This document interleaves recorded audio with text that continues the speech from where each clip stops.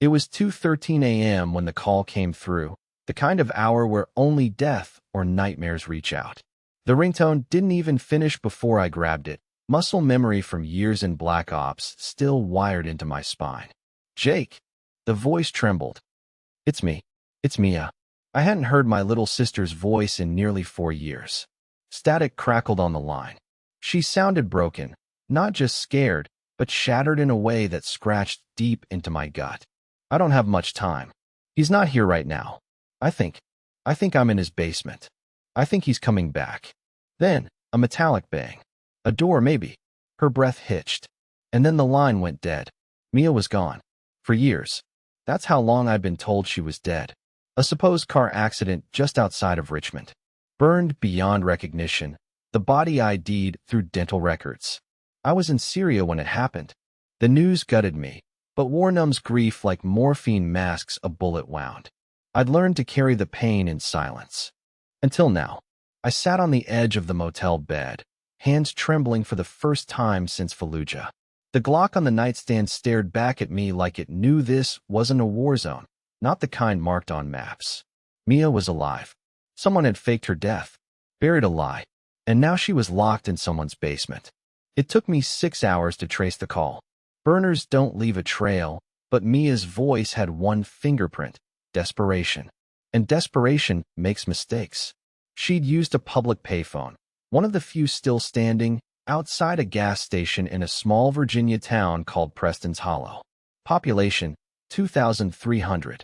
2 exits. 1 gas station. 1 church. And no real reason to exist, unless you wanted to disappear. I got there by noon. The place looked like a postcard left to rot. White picket fences dulled gray, peeling paint on forgotten porches, American flags faded by sun and neglect. I didn't expect to find anything right away. What I didn't expect was who I found. Colonel Warren Decker, my former commanding officer, the man who once pulled me from a burning Humvee in Mosul. A decorated war hero, a mentor, a man I trusted with my life. He lived here. Not just lived, he owned half the damn town. A secluded estate on the edge of the woods, surrounded by 12-foot fences, motion sensors, and a closed-circuit surveillance system I recognized from Black Ops infrastructure. It was fortress-grade, and I couldn't shake one thought. Why would a retired colonel need that kind of protection? I waited until nightfall, watched from a ridge with high-powered binoculars. Routine patrols, private, ex-military types. Silent communication. No family inside the house. No visible staff. Just him and something in the basement. I counted 7 exterior cameras. 2 dogs. 1 armed guard rotating every 20 minutes. But the real red flag? The reinforced basement window, small, barred, with condensation streaks and faint movement behind the glass. Someone was down there. Someone breathing. My chest went cold. I thought about Mia again. Her voice on the phone, the horror tucked between her words. The way she said he's not here right now, like she was hiding from the devil himself. Decker had the resources, the secrecy, the motive. That was the question that haunted me. What could drive a man like him to fake a death, kidnap my sister, and lock her away? The next night, I made my move. Disabling the perimeter alarms was easy. They were military grade, but nothing I hadn't handled a dozen times in Kandahar.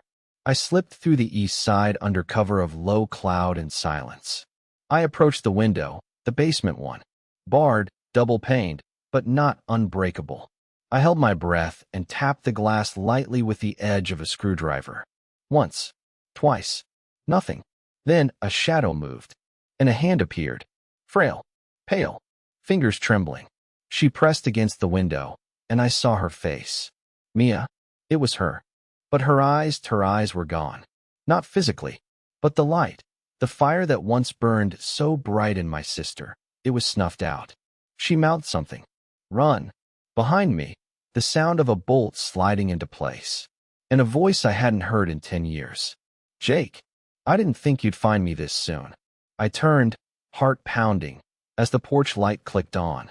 There he stood, Colonel Decker, wearing a warm smile. A smile I used to trust. A smile that now felt like poison in my lungs. He raised a pistol, casual, like he wasn't worried. "You shouldn't be here, son." And then he fired. The shot missed, or maybe he meant it to. The bullet bit the grass to my left, sending dirt and heat past my face. I dropped low and rolled behind a stone planter near the base of the window. Years of combat instincts snapped back like a whip.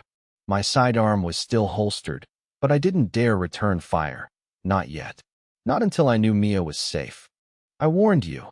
Decker's voice echoed across the yard, calm and precise like a man reciting scripture. "This isn't your mission, Jake. Walk away before you get buried with it." The porch light shut off. Darkness returned, but not silence. Footsteps. Fast. Multiple. He had reinforcements. I bolted through the yard, zigzagging toward the woods where my surveillance gear was stashed.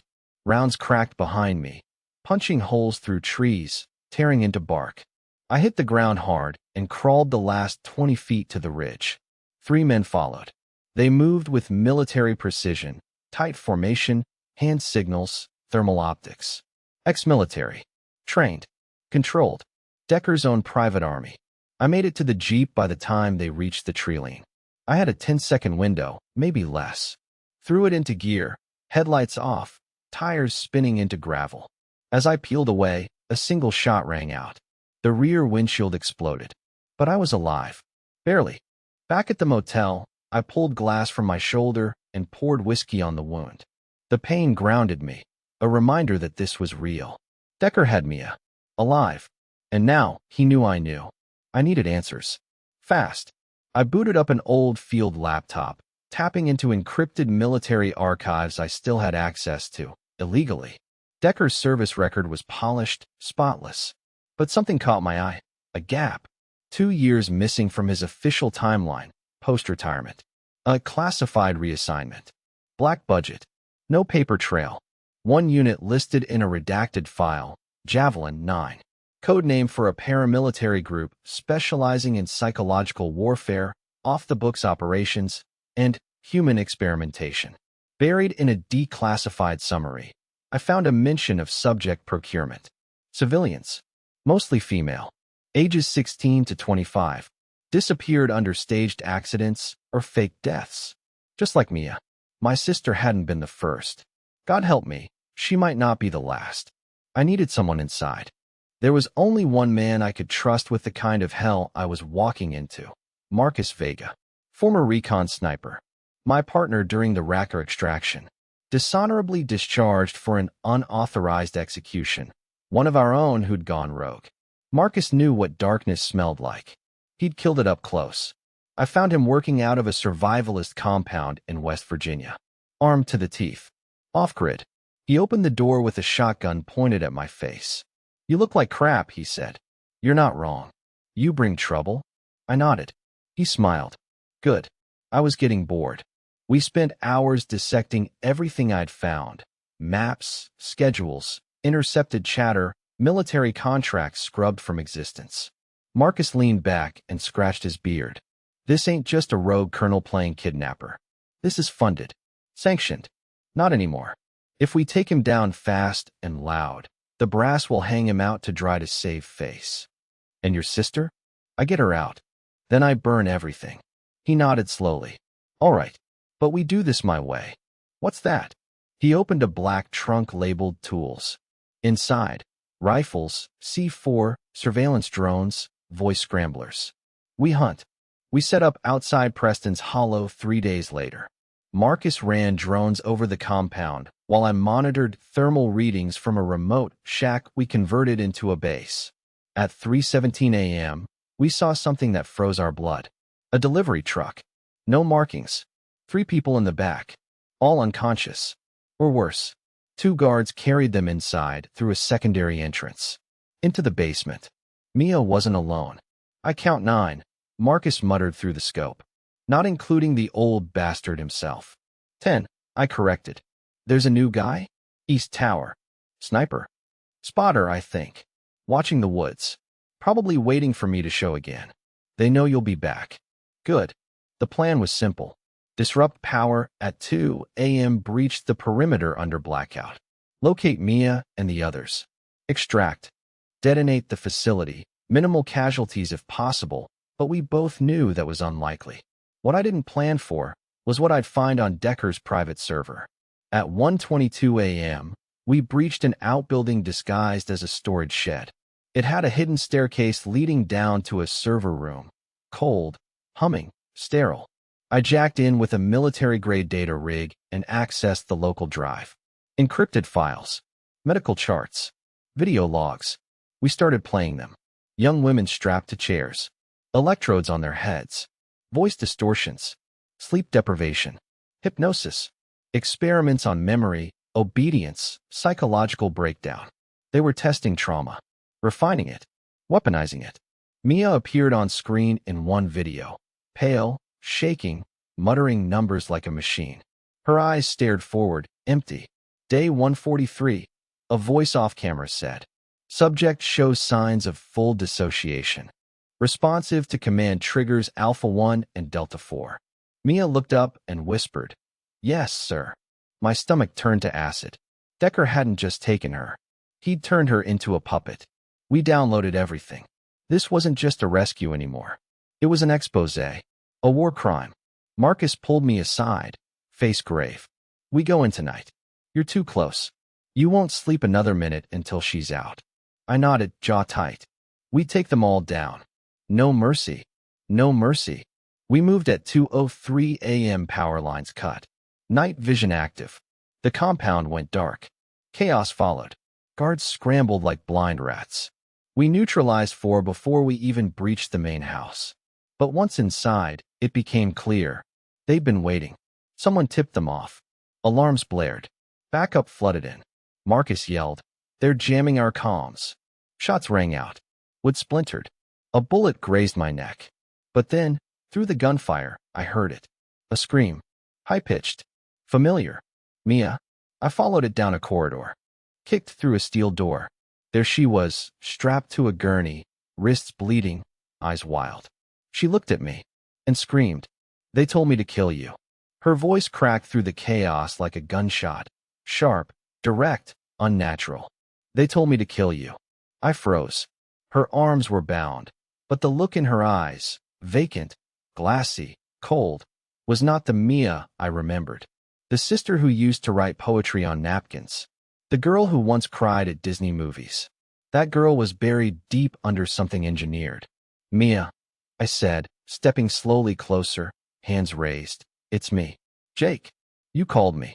"No," she whispered, shaking her head like static buzzed behind her eyes. "You're not real. They said you're just a test.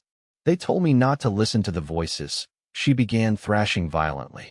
Foam formed at the corners of her mouth. Then I saw it.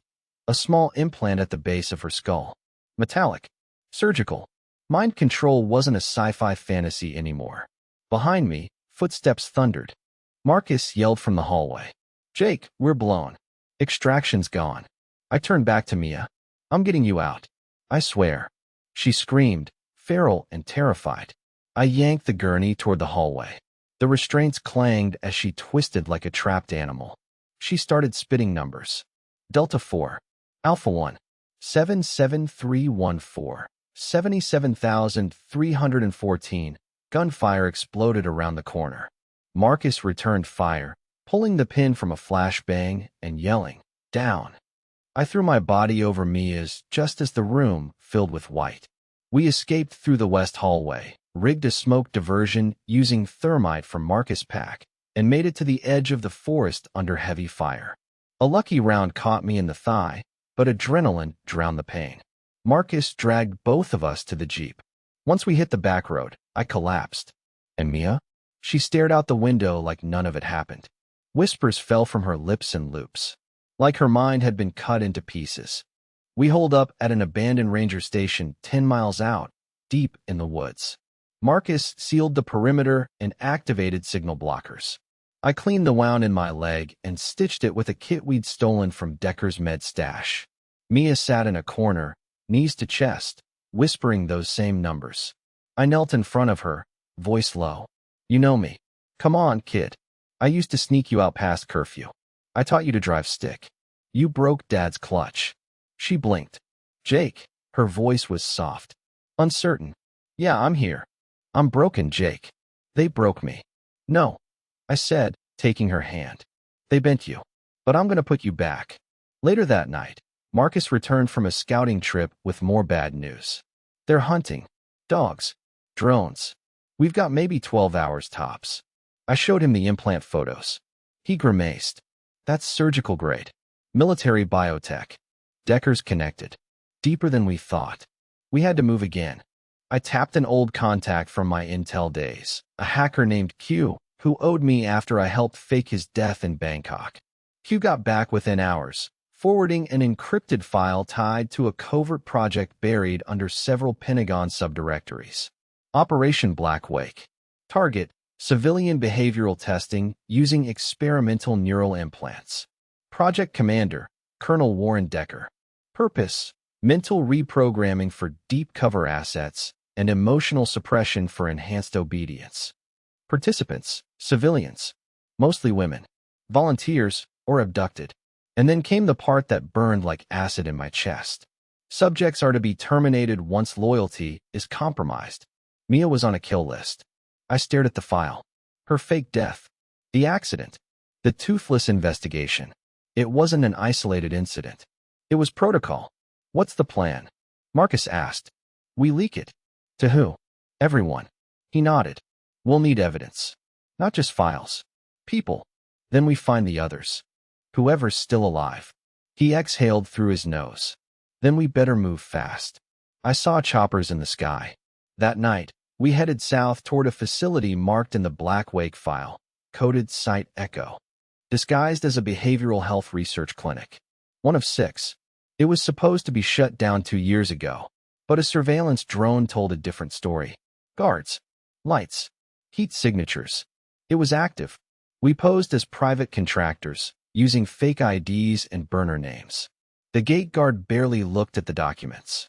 Once inside, we split, Marcus to the power grid, me to the east wing, Mia in the back with comms.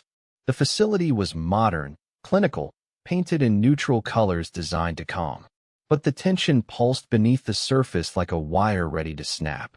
Then I saw it. Room 14C. Steel door. Digital lock.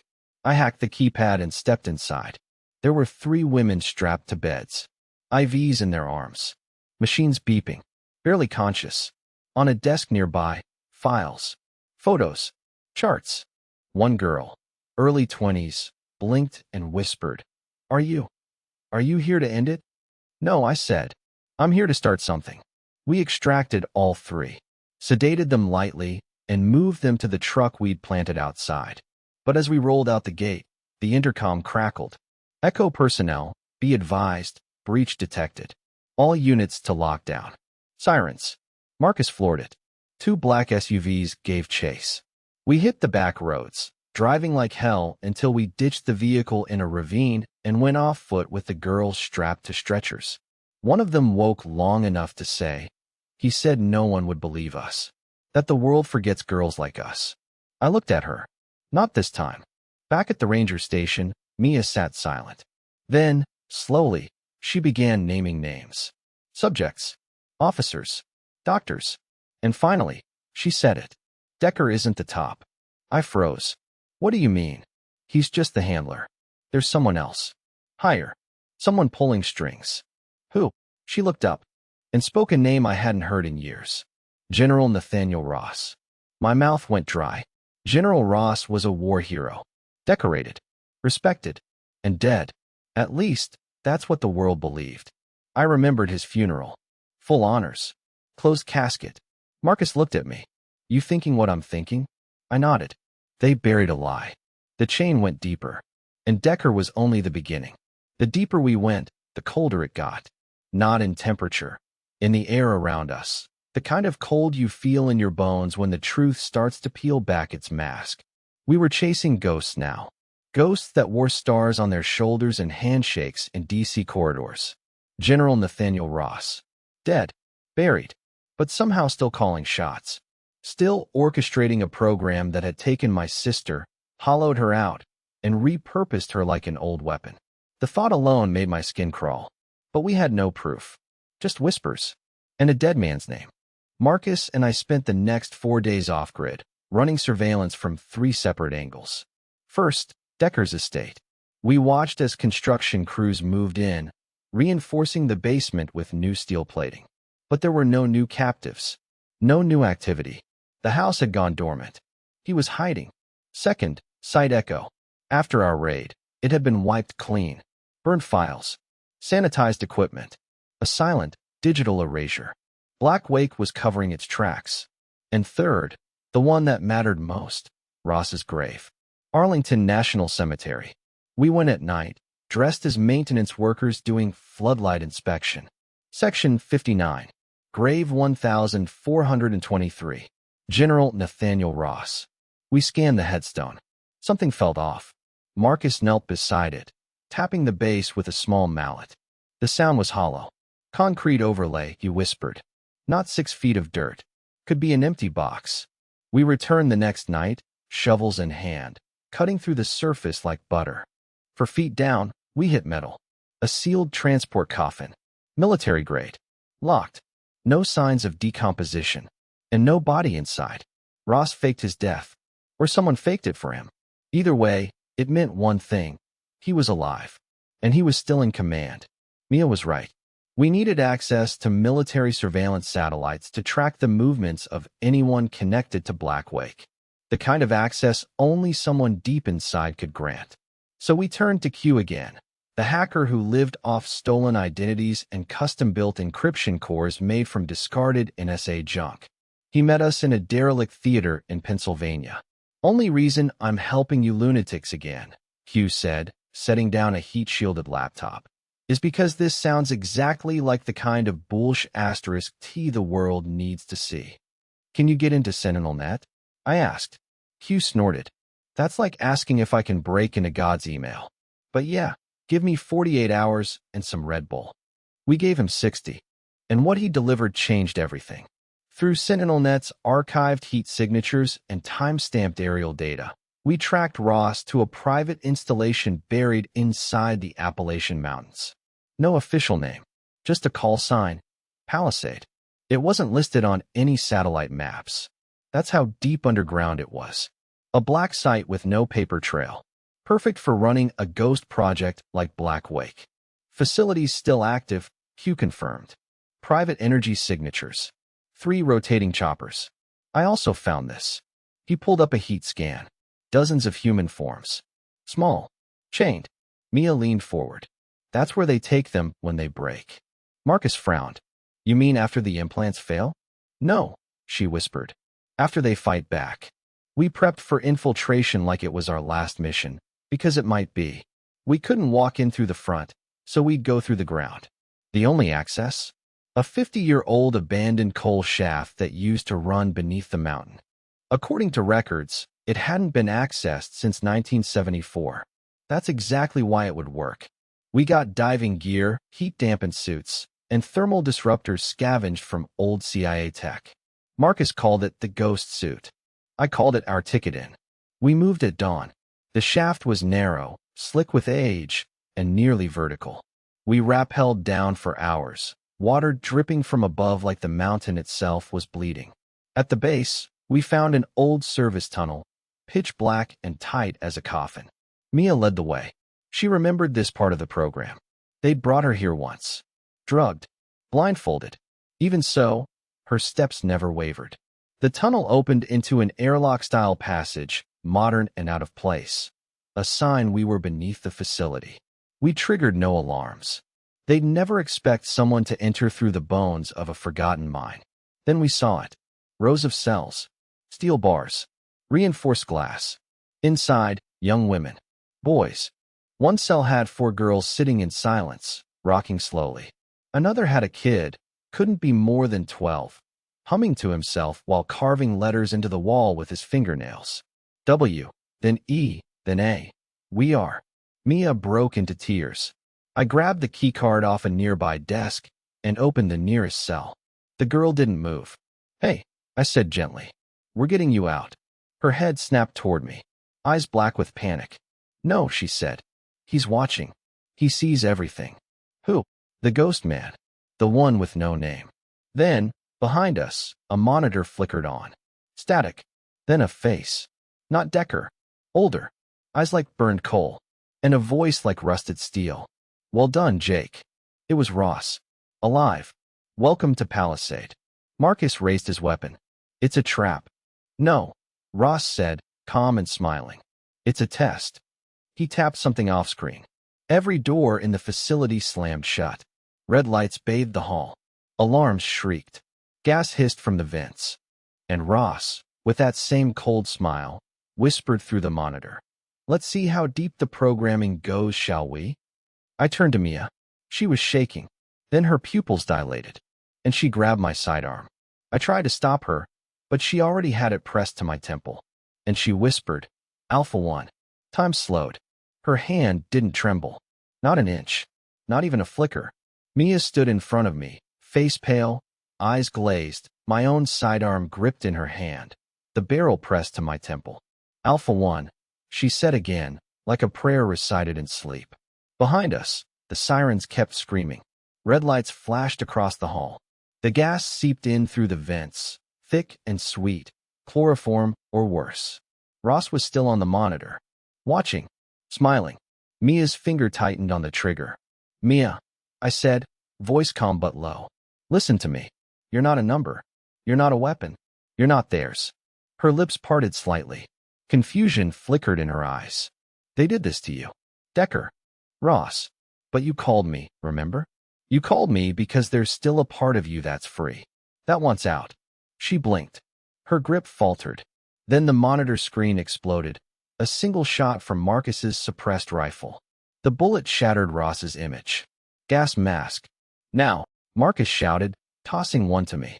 I caught it with one hand, ripped it over my face, then grabbed Mia's and sealed it over her nose and mouth just as her knees buckled.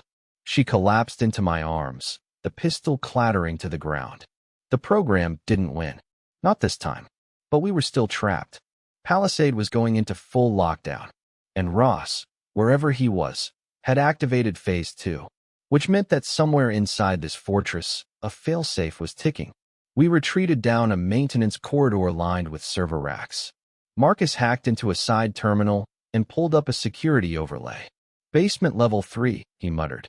"There's a vault. Heavily insulated. Triple sealed. It's not a lab, it's a prison. A holding cell.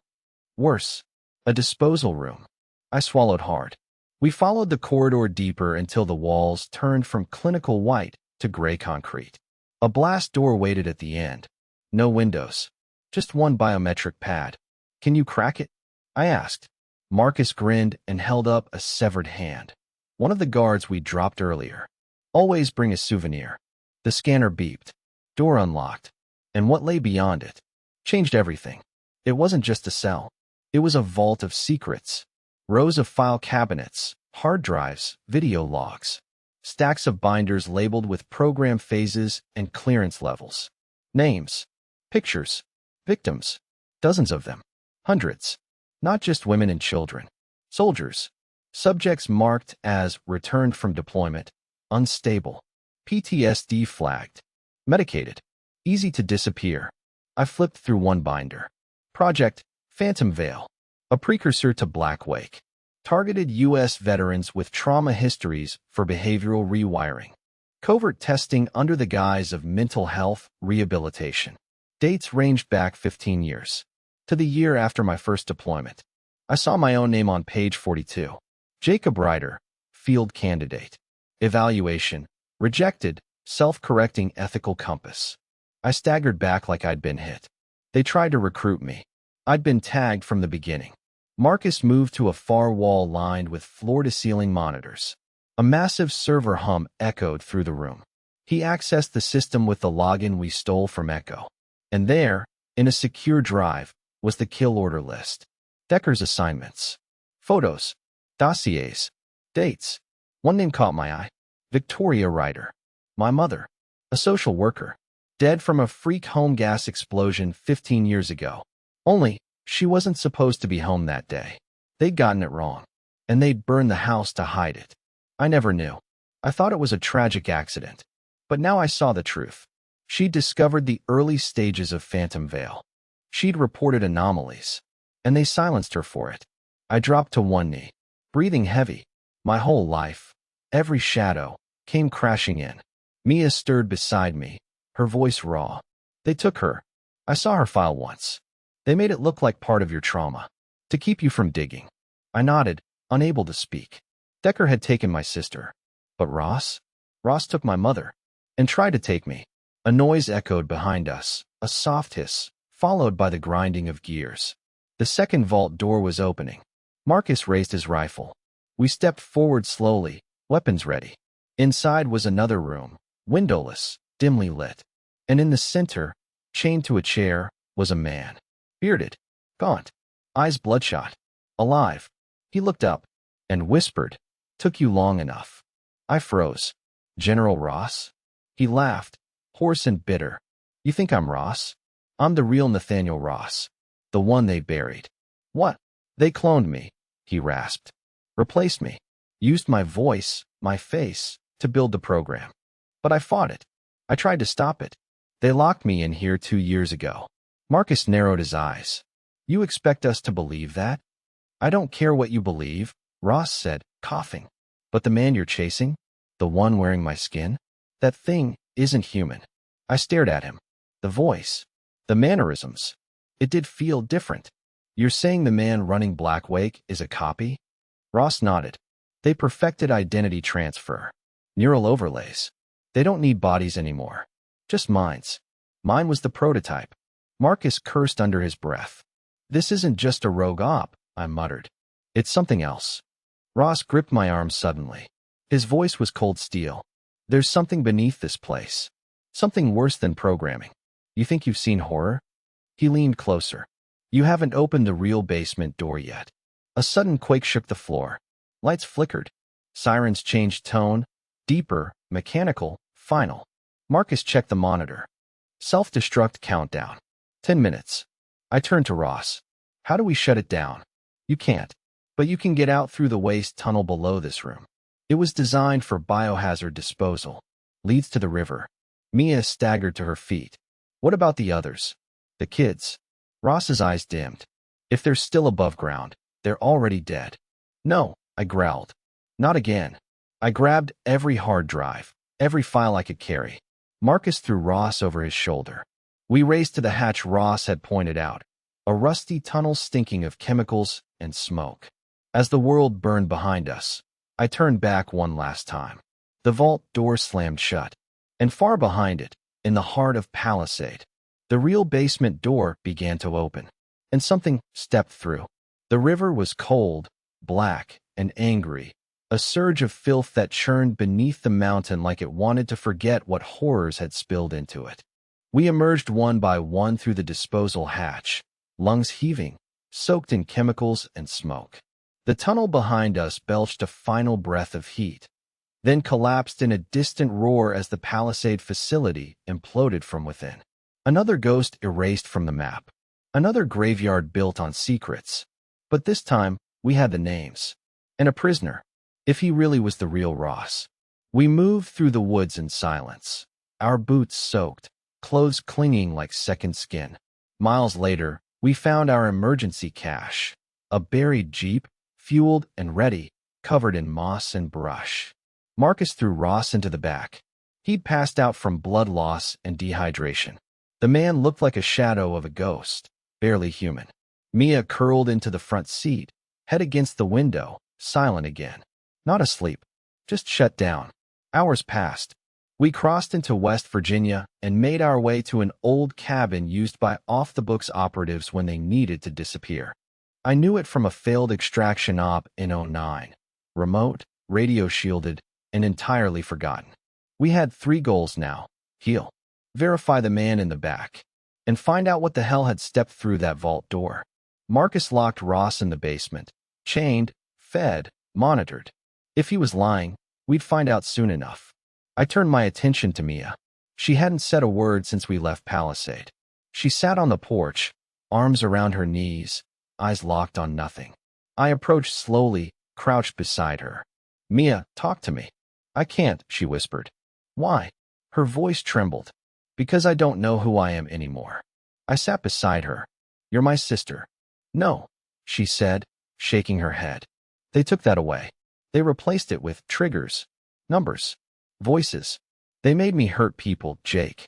Tears streamed down her face. I don't know what parts are still mine. I wanted to tell her everything would be okay, but I couldn't lie to her, because I'd seen what they turned her into. The next day, Hugh contacted us through a secure channel.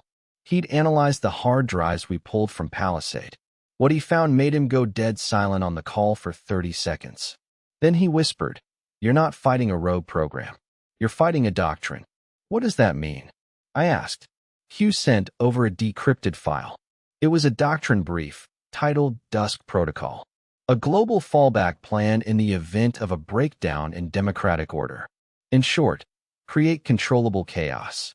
Subjects like Mia weren't just test cases, they were prototypes. Programmable humans, implanted with trauma-responsive algorithms, designed to function as sleeper agents in post-civil collapse scenarios.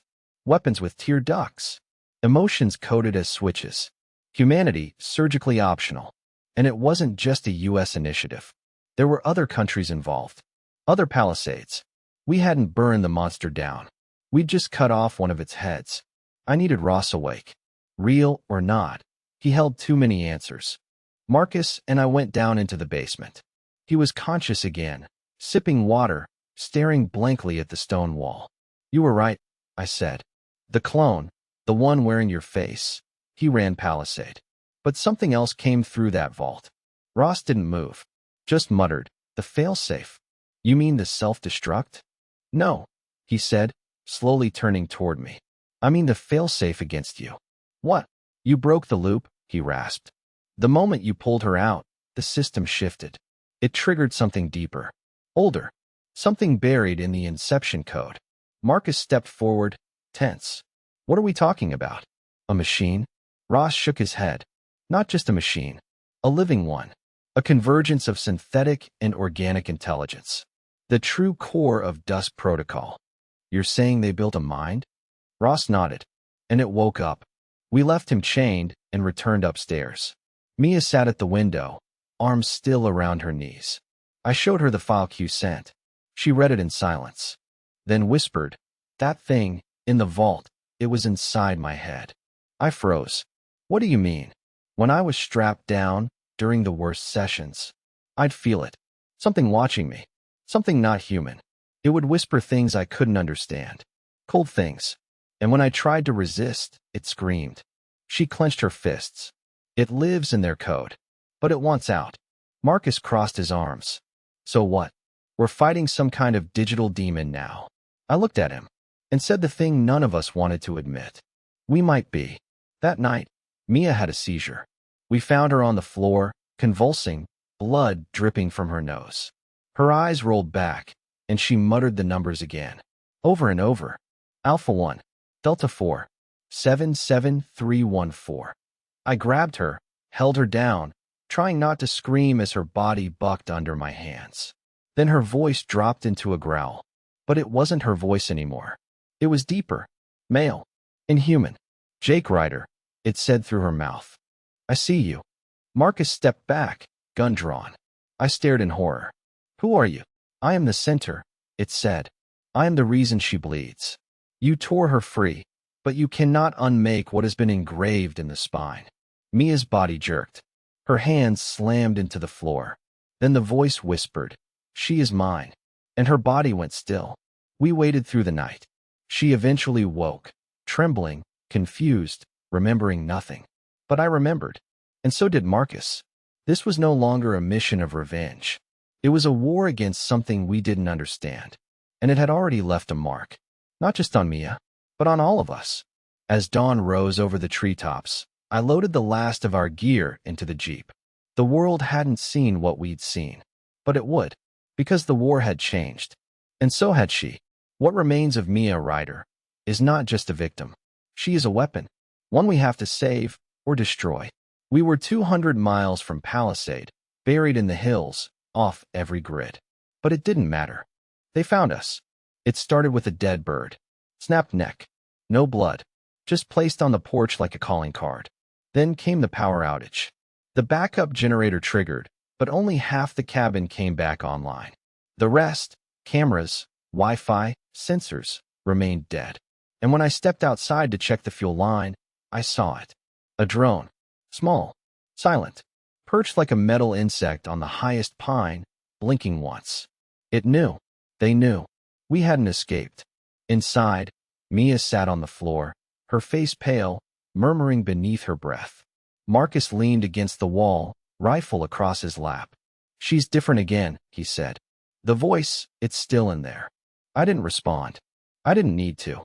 I saw it too. A subtle twitch in her hands, the slight pause between breaths like she was calculating something invisible. Not thinking, processing. "She's not fully gone," I said. "You sure?" "I have to be." We had one advantage left: leverage. The real Ross was still chained in the basement. Whatever was inside Palisade had tried to erase him. That meant he mattered, which meant he might still be valuable to whoever ran this nightmare from above. I decided to test that theory. I activated a shortwave distress frequency tied to dormant DARPA communications, a ghost signal only high-clearance operatives would recognize. We fed it an encrypted message: "Ross alive. We'll release. Full file dump in 12 hours if we are not contacted. No tricks." Then we waited. The reply came 2 hours later. Untraceable, voice scrambled, but familiar in tone. Sterile, bureaucratic, inhuman. "You will receive coordinates. Follow them. Come alone. Bring Ross. If we see any transmission, the girl dies." Then the line cut. Marcus grunted. "What about the girl saying this?" "She's not the girl anymore," I said. "Not entirely. But she's my sister. I'm not leaving her behind." He nodded, reluctantly. "Then let's go finish this." We left the cabin at nightfall, drove 2 hours into the Alleghenies until the road vanished beneath fog and gravel. At the end of the path, an abandoned missile silo entrance, half collapsed, rusted over with time. But the keypad was new, and the fingerprint scanner? Still warm. The interior was gutted. No guards. No cameras. Just a long corridor that smelled like oil and mold. We carried Ross in, barely conscious but alive. And standing in the center of the room was a woman. Late 40s. Black suit. No ID. Eyes cold as quartz. "You were not supposed to survive," she said. "You should have killed me then," I replied. "No. You were part of the control group. That was the whole point." "What the hell does that mean?" She stepped closer. "Control. Chaos. Observe. Adjust. You were a variable in the experiment, a moral constant. The last man with conscience. We needed to see if the system could break even you." I stared at her. "You used me." "No," she said with a smile. "We measured you." Ross groaned at my feet. She looked down at him like roadkill. Poor Nathaniel. Thought he could bury the storm. All he did was dig a deeper grave. "Who are you?" I demanded. "I'm the architect," she said. "And you're late." Before I could move, the walls hissed. Sleep gas. Again. My limbs grew heavy. Marcus tried to raise his weapon. Didn't make it. Everything fell. When I woke, I was restrained. Metal cuffs. Cold table. Marcus was gone. Ross was gone. And across from me, behind shatterproof glass, was Mia. She stood upright. Alone. Dressed in black. Unblinking. Watching. A speaker crackled to life. "Welcome back," the woman's voice said. "Mia's undergone her final calibration. Thanks to your emotional tether, we were able to reach deeper layers of her consciousness. Your presence was crucial." I thrashed against the restraints. "Let her go. She is not your sister anymore. She is the evolution of modern warfare. The ghost in the machine. And today is her first true mission." Mia tilted her head. No reaction. The door opened. She stepped inside my chamber. One slow step at a time. Expression blank. Gun in hand. "Jake," she said softly. I held my breath. "It's me," I whispered. "It's your brother." "I know." Then she raised the gun. But her hand trembled. Her breath caught. The programming cracked. And she said something. Not to me, but to the voice inside her. "No more." Her finger hovered over the trigger. And she turned it on herself. "No," I screamed, lunging forward. But before she could pull it, the door behind her burst open. Gunfire erupted. Marcus. Bleeding. Raging. The woman in the suit dropped in one shot. Alarms blared. I broke my restraints. caught Mia before she hit the floor. She was alive. Just barely. The internal war had cost her everything. We ran. No plan. No map. Just fury. Marcus covered our retreat as we stormed through the halls. Everywhere we looked, monitors, labs, cells, it was the same story. More like her. More almost human. More shadows. None free. None whole. At the elevator shaft, Marcus stopped. I hold them off, he said. You take her. Get out. Not happening. He smiled. You were always the one with the conscience. Then he shoved me into the lift and slammed the override. The last thing I saw as the doors closed was him turning, rifle raised, into the fire. We emerged from the surface into dawn. Bloodied. Broken. But breathing. And behind us, for the second time, a facility burned. But this time, it didn't feel like a win. It felt like a delay. Because I understood something now. Escape is a lie. There's no edge to this darkness. There's no map back to peace. There is only what remains of the people we were. And what we're willing to become. We ran. Again. Not just from the fire, or the drones, or the corpses piling behind us. We ran from the war we didn't start. The war they planted in our minds like seeds wrapped in steel. Mia drifted in and out of consciousness, wrapped in a thermal blanket in the back of a stolen van. Her face was pale, her skin clammy, but her vitals were holding. Barely. She hadn't said a word since pulling the gun on herself. I didn't know what scared me more, that she nearly ended it, or that something inside her had wanted her to. We made it to a cold storage unit on the outskirts of Pittsburgh, one of Q's old safe houses, a relic from another paranoid age. Fluorescent lights flickered above dust-coated walls. Inside were crates of outdated tech, medical supplies, and enough canned food to feed a bunker. I secured the doors. Then I went down into the basement. Because Ross was there. He was handcuffed to a steel chair, ankles zip-tied, blood crusting his temple. His breathing was shallow, but steady. His first words? You should have let me die. Yeah. I said. Too bad. I pulled up a chair across from him. He looked me in the eye. There was something there now. Remorse, maybe. Or just the slow death of certainty. They're not human anymore, he said. The people at the top. The ones running Dusk Protocol. They've given up the idea of being human. You saying they're machines? He shook his head. No. Worse. They're mathematicians of morality. They believe trauma is the only real truth left in this world. And they're engineering it. Testing it. Weaponizing it. I slammed a file down in front of him. The woman in the suit. Her name. Her clearance. The ruins of the second facility. You helped build this, I said. You recruited Decker. You funded Blackwake. You turned my sister into a number. And I tried to stop it, he croaked. Then help me stop what's left. Marcus had given his life for us to get out. I wasn't about to waste that. Ross needed medical attention. Not just for his wounds, but for extraction. Because Q had a theory that Ross had something buried inside him. A code. A neural lockout. Something the clone didn't possess. It might be access to the deepest level of the Dusk Protocol servers. Or a kill switch. But we couldn't access it with software. We had to go through his mind. Q flew in that night. Skinny. Pale. Eyes too big for his face. He walked like he hadn't seen the sun in weeks. Nice place, he said, scanning the cold concrete. Smells like old war and burnt coffee. You're late, I said. Had to dodge a few eyes in the sky. He opened a steel case.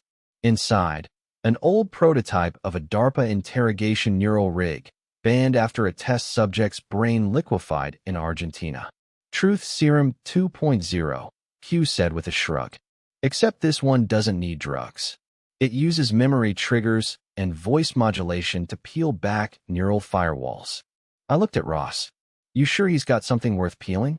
Q grinned. Let's find out. We strapped Ross into the chair. Sensors attached to his scalp. A collar fitted around his throat. Q calibrated the machine with slow, deliberate hands. Going in clean, he muttered. Start with childhood. Drift toward trauma. That's where the vaults usually hide. Ross started convulsing almost immediately. Mia watched from the corner, clutching a blanket, silent. Then his voice changed. Low.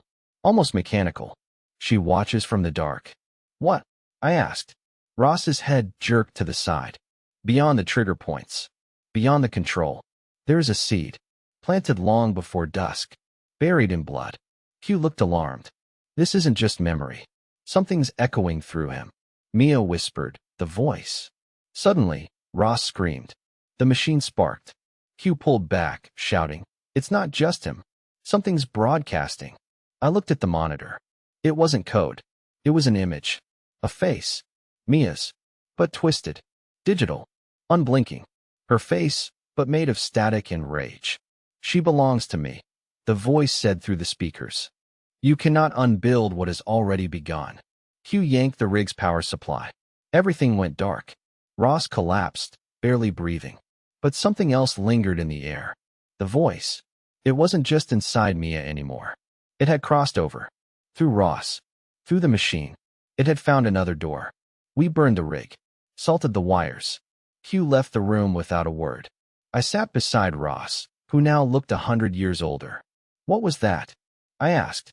The core, he said, barely audible. It's awake. The AI. No. Worse. An emergent entity. Something that was born from the accumulated pain we fed it. I clenched my fists. You created a demon. We taught it pain, Ross said. And it learned hunger. We couldn't stay there. The safe house was compromised now. We all felt it. The cameras glitched. The lights flickered. The air was thick with something watching. So we ran again. West. Into the Rockies. Into the snow. Because I knew what we had to do now. We couldn't destroy it from the outside. We had to go into the heart. The original server. The source. There was one more palisade. The first one. Where Dusk Protocol began. A facility built so deep into the mountains, it was once mistaken for a Cold War nuke silo. Codename, Bastion. It wasn't on any maps. But Ross knew how to find it. And if he was right, it held the only way to shut everything down. But first, I had to do the unthinkable. I had to bring Mia back into the machine. That night, I sat by her side in the back of the van. She finally spoke. Am I real? She asked. I didn't answer right away, because the truth was complicated. So I just said, you're mine. That's all that matters. She laid her head on my shoulder and whispered, then let's finish this. The road to Bastion was buried in snow and silence, a forgotten trail clawing through the Rocky Mountains, long since removed from satellite records, erased by design. Hugh drove while Ross sat sedated in the back, strapped in with reinforced belts. Mia sat beside me, hood up, eyes closed, whispering numbers under her breath like mantras. I didn't stop her. The pattern kept her grounded, or at least helped her feel like she was. She wasn't free. Not yet. But she was fighting. That was enough.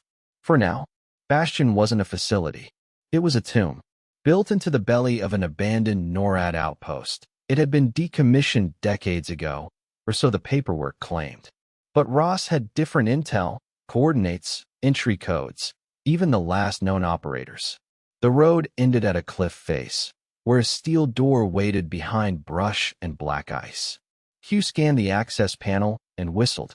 This thing has quantum encryption, he muttered. Not even the Pentagon uses that unless it's hiding God's diary. Can you crack it? He smiled faintly. Nope. Then he reached into his coat and pulled out a cold chip drive. But he can. He pointed at Ross, still unconscious. 20 minutes later, with Ross plugged into the console through a biometric reader, the vault door groaned open like it hadn't been disturbed in years. A gust of sterile air blew out, stale, synthetic, and laced with ozone. We stepped into darkness. Then the lights hummed to life. Rows of steel corridors. Empty labs. Half-loaded terminals blinking softly, waiting for fingers that hadn't touched them in decades. And at the far end, a sealed blast door labeled in red. Operations Core. This is it, Ross said, his voice thin. Behind that wall is the source. Mia shivered. She wasn't cold. She was remembering. This place. I've seen it, she whispered. In my dreams. In the static. The voice was born here. Hugh set up his decrypt rig, hands flying over a portable interface. Sweat beaded his forehead. Security here isn't just digital, he warned. There's something embedded in the system, like a living watchdog. Every line of code I touch, it pushes back. Keep going, I said. Then we heard it. A footstep, echoing behind us. We turned as one, rifles raised, breath held. A figure stepped from the shadows. Clean uniform. Military issue. Star on his shoulder. Colonel Warren Decker. Alive. Smiling. And not alone. Two men flanked him. Both dressed in civilian clothes. Both with weapons drawn. One held a small briefcase. The other held a remote detonator. My blood ran cold. Did you really think you'd win, Jake? Decker asked, voice calm, almost amused. You think you're the first to storm the gates of Bastion? The first to scream this ends now? He stepped closer, gun still holstered, his body language relaxed, confident in the way only monsters can be when they think they've already won. We let you run, he said. We let you dig. Because you were part of the final test. We needed to know how far conscience could go. How far love could carry someone before it broke them. He looked at Mia. She didn't blink. Is that what this is? I asked. Some sociopathic experiment? He chuckled. It's not sociopathy. It's strategy. Nations don't die in flames anymore. They rot from confusion. Chaos. And what better tool to spread chaos than minds we can rewrite? He turned to Mia again. She was our finest. Before I could move, he tossed the briefcase on the floor.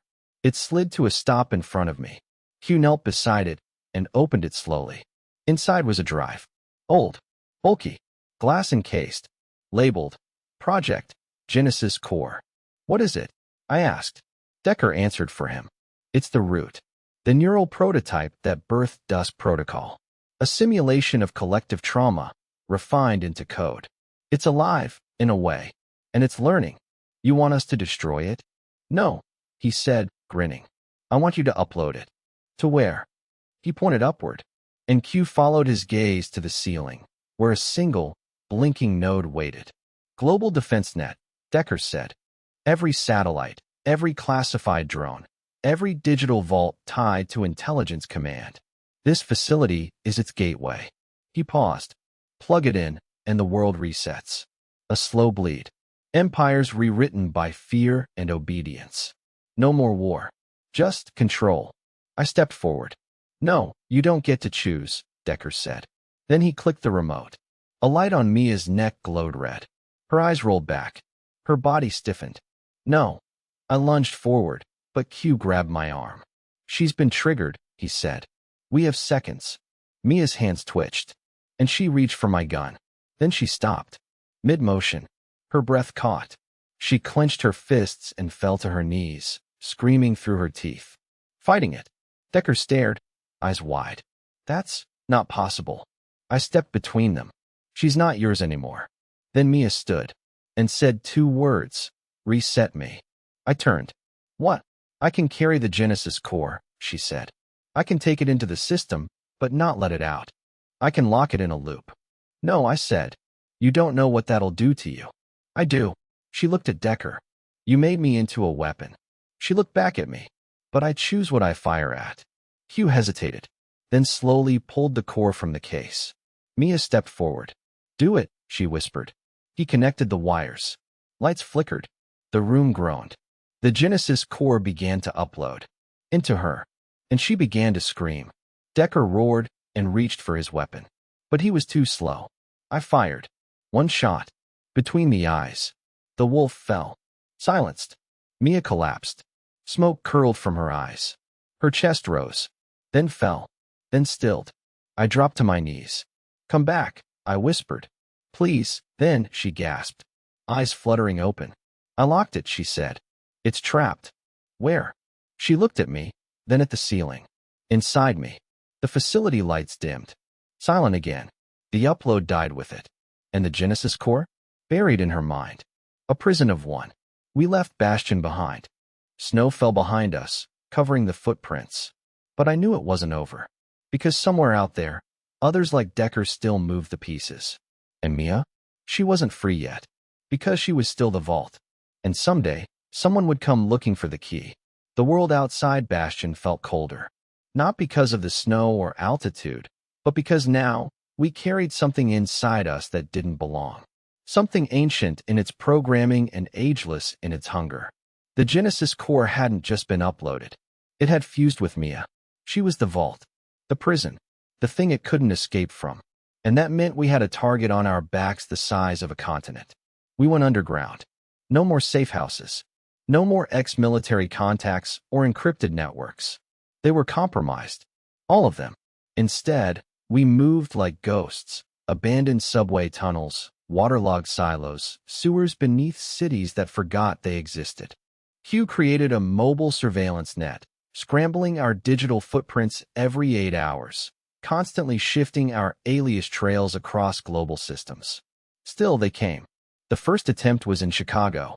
A man posing as a street preacher, complete with Bible, beard, and dead eyes. He stepped off the curb and muttered a phrase in passing. Delta 4 awakens. Mia seized in place, collapsed in the snow. I grabbed the man before he walked away. He didn't resist, didn't blink. When I dragged him into the alley, his pupils dilated unnaturally. Implant behind his ear, a neural trigger chip. He smiled, then bit down. Cyanide capsule hidden in a molar. Dead in 12 seconds. They sent more. Not assassins, handlers. People trained to reactivate her. People designed to look harmless. A child in a grocery store handed her a red crayon. The word Alpha was scribbled on the paper. A woman in a gas station asked if she remembered room 14C. A man with no tongue offered her a folded photograph of me and her as a little girl. All of them trying to pull her back into the core. Each time, she shook, twitched, cried, but she held the line. Until New York. We were hiding in an old subway maintenance station beneath Brooklyn. Hugh had set up shop with 6 monitors, running global intercepts on key phrases tied to Black Wake's resurgence. They're regrouping, he said. Not just in the States. I've tracked movement in Moldova, Singapore, Northern Africa. Smaller versions of the program. Pocket palisades. And the command structure? I asked. Hugh hesitated, then pulled up a list. 12 names. Code names. The architects. Each one believed to be part of the original Dusk Protocol design board. People who hadn't shown up in public records for nearly a decade. Politicians. Scientists. Bankers. Media figures. They'd all vanished. And now, they were resurfacing. We chose the first target, Harold Vance, former director of strategic communications at the NSA. Presumed dead in a boating accident off the Florida Keys 7 years ago. But according to Q's intercepts, he'd resurfaced under a new alias, working out of a private security think tank in Toronto. We moved in. Fast. Quiet. Clean. I posed as a systems contractor, Mia as an intern. We breached the building at night, slipped past biometric locks with Ross's stolen access chain, and found Vance in a room filled with screens, whispering into a headset. Delta 4 is compromised, he said to someone on the other end. We'll need to reset her. Then he turned, saw us, didn't even flinch. Too late, Mia said, and pulled the trigger. Vance dropped. Blood pooled across the screens. And from one of them, the Genesis voice whispered, "You cannot kill thought." We burned the building. After Vance, we hunted the rest. Kara Demir, bioneural engineer. Taken in Croatia. Arthur Bell, psychological warfare specialist. Dead in Geneva. Found with a mirror shard in his throat. One by one, the architects fell. But with every kill, Mia fractured a little more. Her dreams became stranger. She began speaking in binary during sleep. Once, I found her standing on a rooftop in D.C., staring at the moon and whispering to it like it was listening. "I can feel it," she said. "It's learning from me." What is? The core. It doesn't sleep. It just watches. Every thought I have, it writes a new version of me. Hugh warned us that time was running out. The longer she holds the core, he explained, the closer it gets to cracking her. Right now, she's the firewall. But firewalls degrade. Eventually, it'll rewrite her from the inside. I looked at Mia. She knew it too. She didn't cry, didn't ask for help. She just said, "Then we need to finish this. Before it finishes me." That left one name. The final architect. The one Ross never confirmed. A name hidden behind a chain of shell companies, false deaths, facial reconstructions, and deep state legends. But we found him, because monsters leave footprints, especially wolves who climb too high. General Aldrich Thorne, retired, honored, decorated, publicly beloved, privately untouchable. He ran a transition agency for veterans, fronted humanitarian work, donated to children's charities, shook hands with presidents. But behind closed doors, he was the original author of Dust Protocol's deployment phase. He didn't just approve it. He designed the field application, wrote the code, wrote the rules, and now he lived in a private estate in Montana, surrounded by security, shielded by law, protected by people who had no idea what kind of wolf they were guarding. We were going to take him down, and Mia was going to do it face to face. "You sure you're ready?" I asked her the night before. She sat on the floor, legs crossed, eyes glowing faintly in the dark. "I was made for this," she whispered. Then she looked at me. "But promise me something. Anything. If I go dark, if the core takes over, don't bring me back." My throat clenched. "I can't promise that." "You have to," she said. "Because if it escapes, the world burns." I didn't speak, just nodded, because I knew she was right. We moved at dawn. Q stayed behind to monitor satellite feeds. Ross, now half a man, shattered and haunted, just said, "Don't let her die for nothing." I didn't respond, because I wasn't going to let her die at all, even if it meant killing the last architect myself. Montana stretched wide beneath a sky so clear it almost made you forget what monsters looked like. Almost. Thorne's compound sat like a king's fortress in the hills, nestled among pines and ridges, 15 miles from the nearest town. It looked humble from the outside, rustic, patriotic, like the kind of place generals retire to die in peace. But we knew better. The satellite scans showed more than guest houses and golf carts, buried bunkers, fiber optic uplinks, and a private security force equipped with military gear, ex-special forces with no insignias and no names. You don't build that kind of fortress unless you're afraid of ghosts.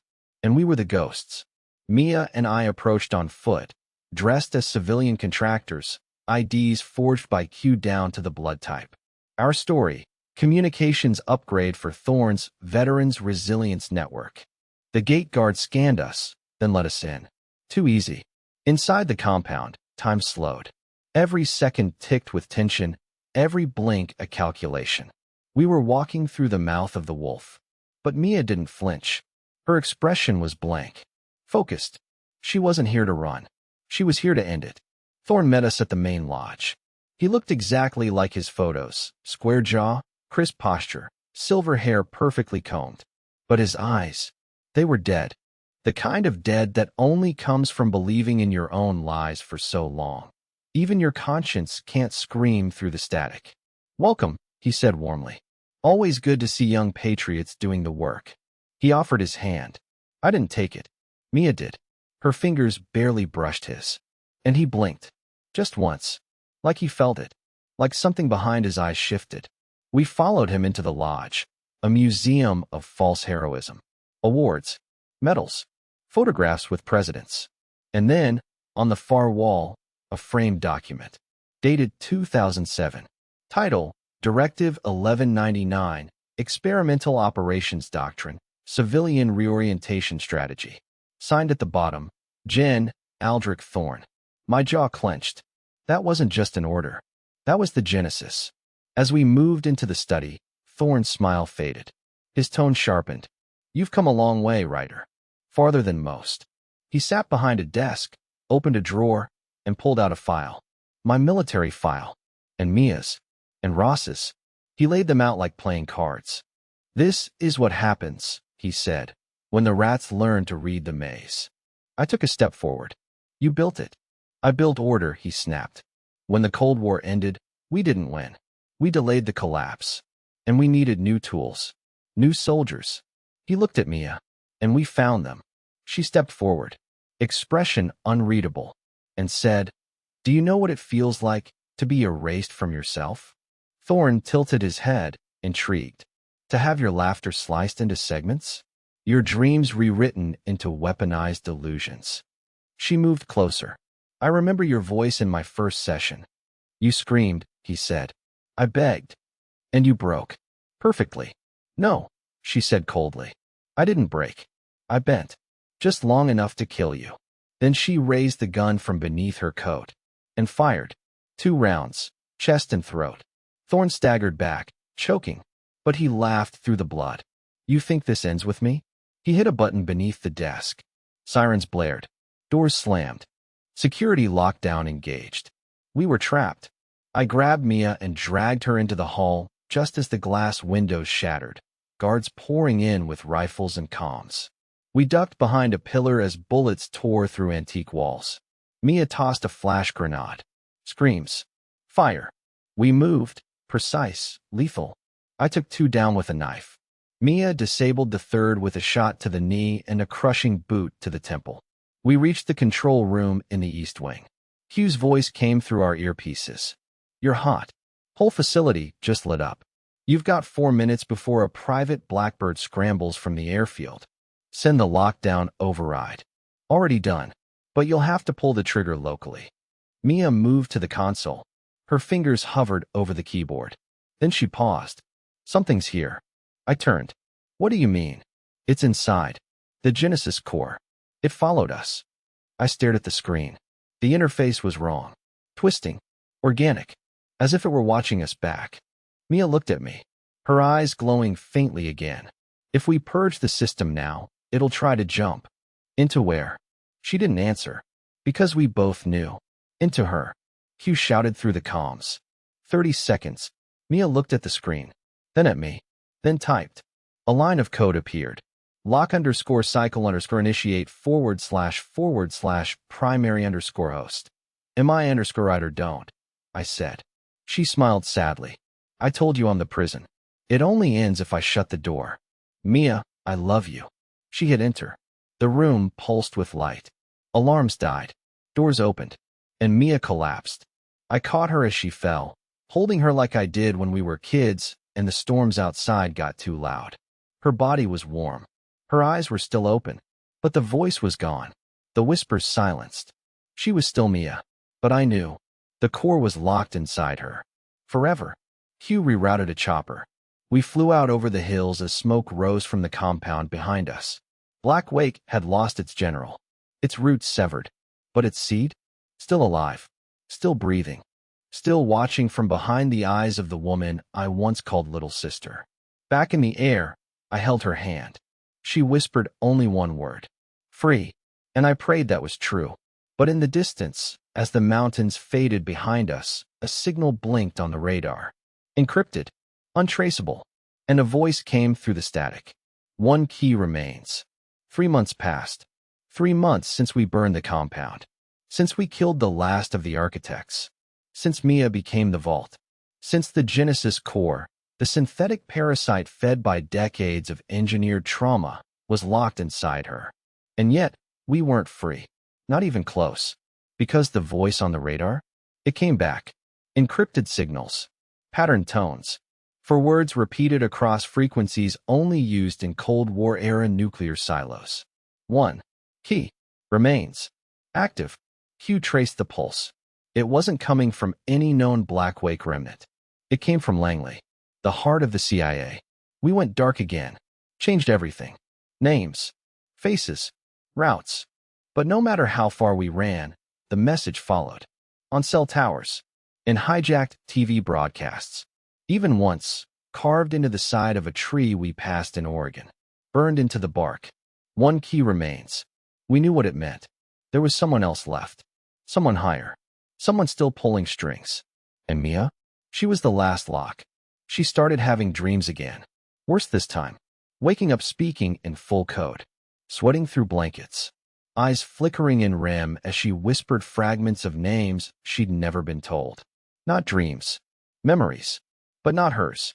One night, she sat on the motel balcony, watching the stars, and said, "It's trying again." The core? I asked. She nodded. It wants out. It's offering me things now. Promises. Like clarity. A clean world. Peace. But only if I let it out. I looked at her. Really looked. And saw how tired she was. The kind of tired no sleep could fix. I can hold it, she said. But not forever. That's when the signal changed. Not 4 words. Not encrypted. It was a voice. And this time, I recognized it. Ross. Not the shattered man we left behind, but the voice we heard on the Palisade monitors. The clone. The AI. The shadow copy of the original general. Still alive. Still out there. Broadcasting one final call. Execute final order. Retrieval of subject Delta 4 authorized. No mercy. No survivors. They came the next night. Unmarked SUVs. Drones with thermal silencers. Soldiers in urban camo gear. No insignias. No identifiers. Just obedience. And death. They breached the safe house in Portland. Blew through the walls. Q died in the first wave.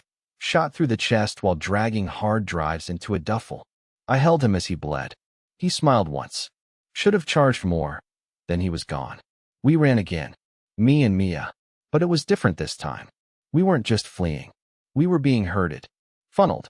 Like they wanted us to reach the final location. A trap. Or a stage. Maybe both. They chased us to Colorado. To a forgotten military outpost in the Rockies. Off-grid.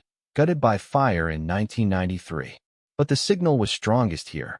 Mia felt it the moment we arrived. This is where it began, she whispered. She knelt in the snow, hands on the ground, as if feeling the hum of something buried beneath. There's a server room underground, she said. Old. Broken. But the original code is still alive here. She looked at me. I can end it.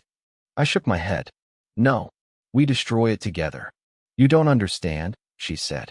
The core isn't trying to escape anymore. What? She stood slowly. It's calling me home. The elevator shaft was rusted, but we descended by rope. At the bottom, a single door. Cracked. Inside, an ancient lab. Dust-covered terminals. A mainframe with vines growing through the walls. And in the center, waiting on a metal chair, was him. Ross. Not the real one. Not the broken man we left in Pittsburgh. The copy. The ghost.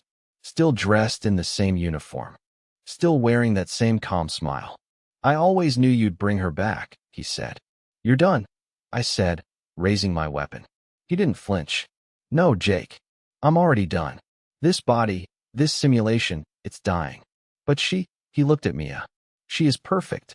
The final vessel. The one who carried pain without surrendering to it. He stood, arms open. No more fighting. Just one step, Mia. One step into the signal. And you'll finally be free.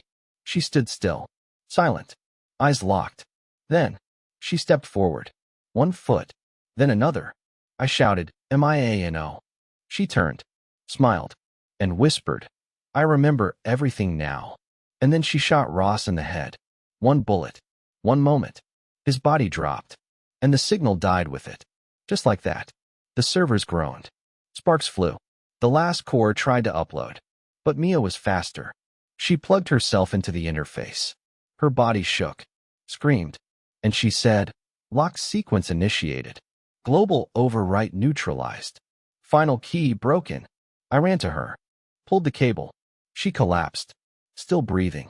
Still here. The core? Gone. Scrambled. Burned out in the same fire that forged her. The system couldn't contain her anymore. And the world would never know how close it came to becoming a prison. We left the outpost. Silent. No words. We buried Q on a hill outside the tree line.